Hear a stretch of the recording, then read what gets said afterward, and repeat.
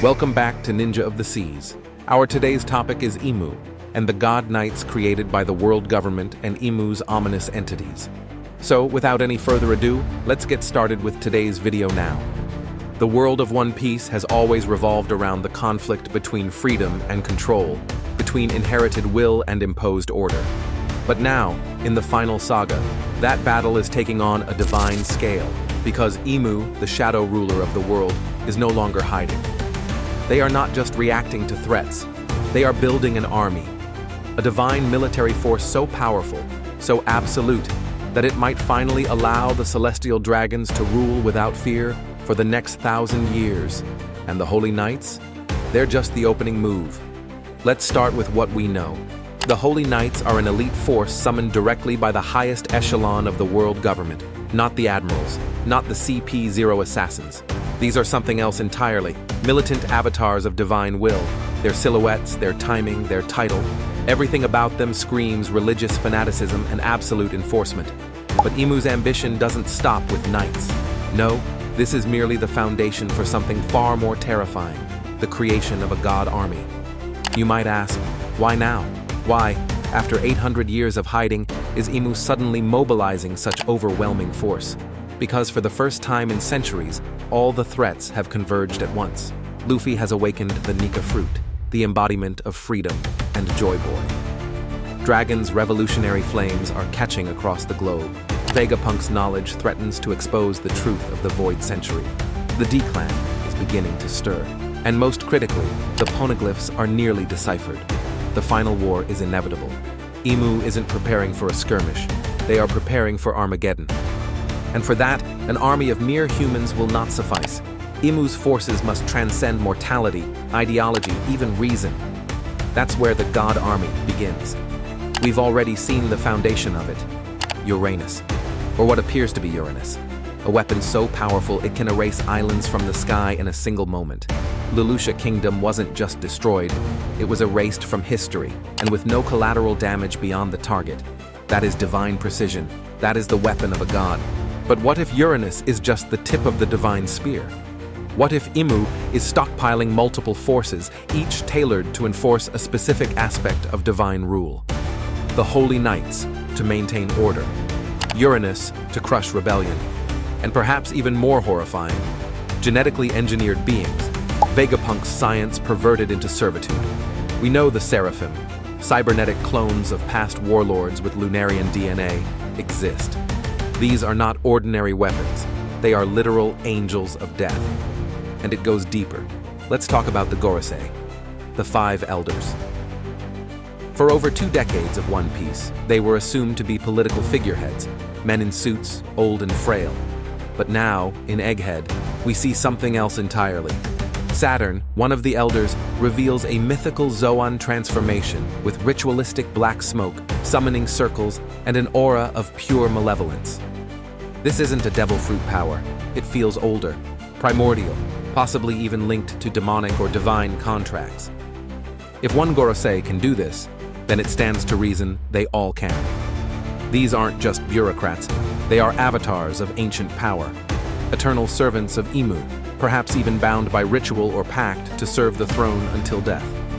And if they're not human, then what are they? Demigods? Cursed immortals? Beings from the lost century, preserved to act as generals in Imu's final war? Now imagine this. Imu stands at the center of it all.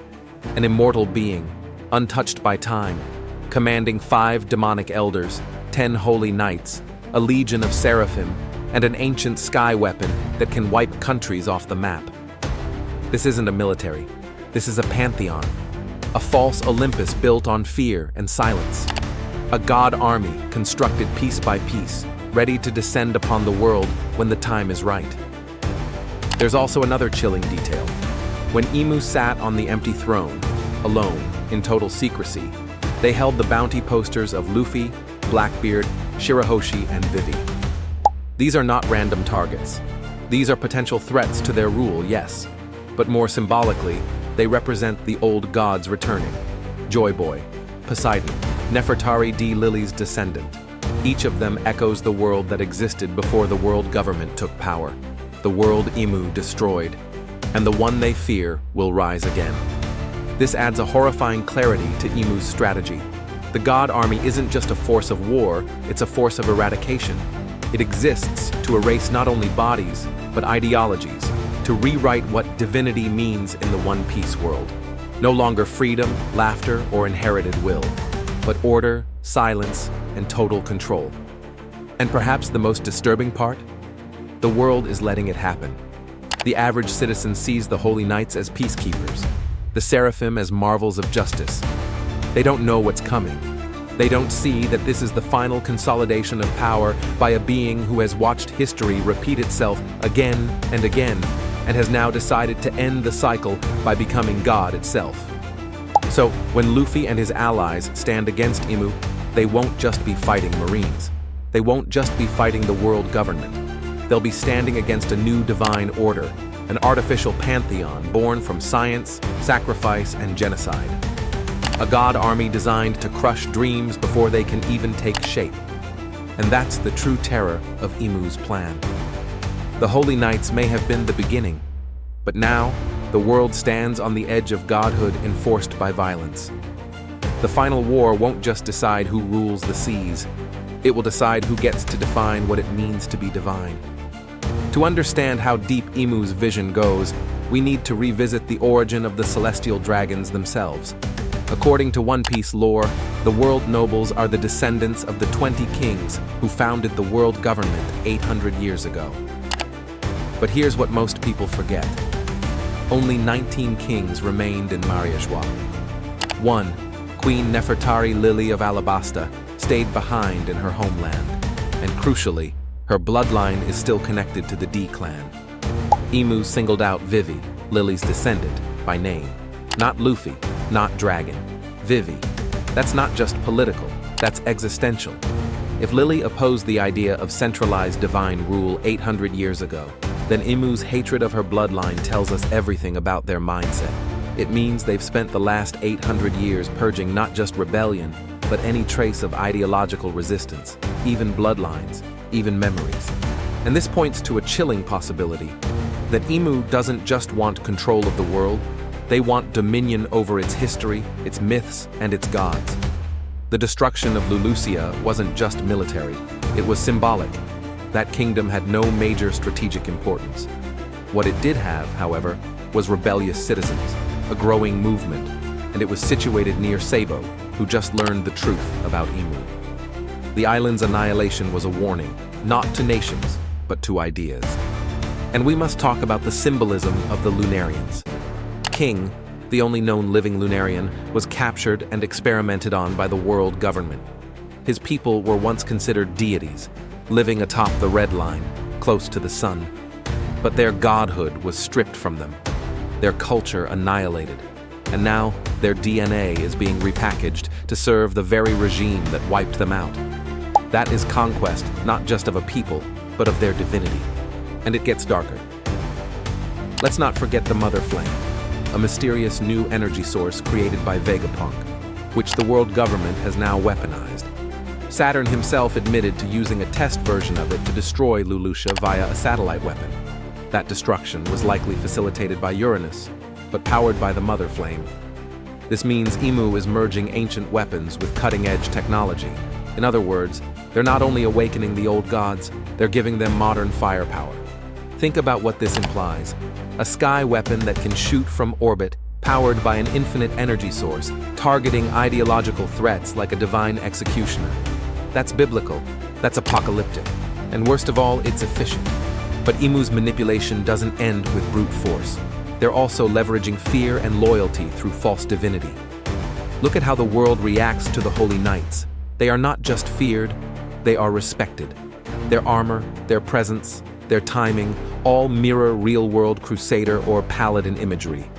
The world government isn't just raising an army, it's raising a religion, with Imu as its silent god, the Gorosei as its high priests, the Holy Knights as its crusaders, and the Seraphim as its angels of judgment. Even the names reinforce this. Seraphim are biblical six-winged angels who serve the throne of God. Holy Knights conjure the idea of a sacred war. And then there's Saturn, one of the Gorosei, named after the Roman god of time and harvest, both creators and destroyers. If all 5 elders bear godlike names, then the entire power structure is modeled after a mythological pantheon, elevated above humanity, but grounded in ritual and fear. And here's something subtle but huge. Oda has never shown Imu's full face.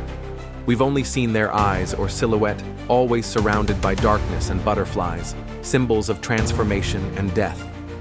Imu's very existence is hidden, yet omnipresent, like a deity whose image is too holy or too monstrous to be seen. This artistic choice is deliberate. It tells us that Imu isn't meant to be humanized. They are being portrayed as a higher power, one that is quietly sculpting the entire world's fate.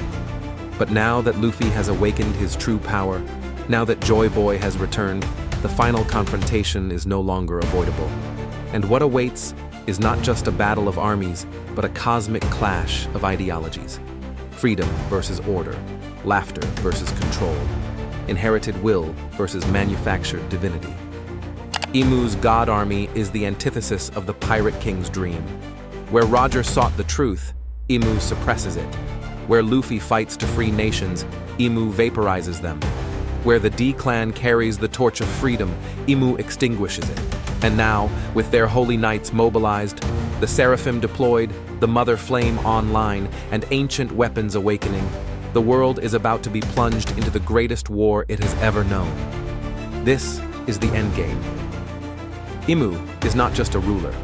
They are the architect of a new Olympus, one built not from myth, but from steel, science, and silence. And the only thing that stands in their way is the return of the old gods, Joy Boy, Poseidon, the Will of D. The question now isn't whether the god army can be stopped, it's whether the world still remembers what it means to be free. We have reached the end of this one. We will see you at the next one. If you want more content like this, consider liking the video and subscribing to the channel. Peace out.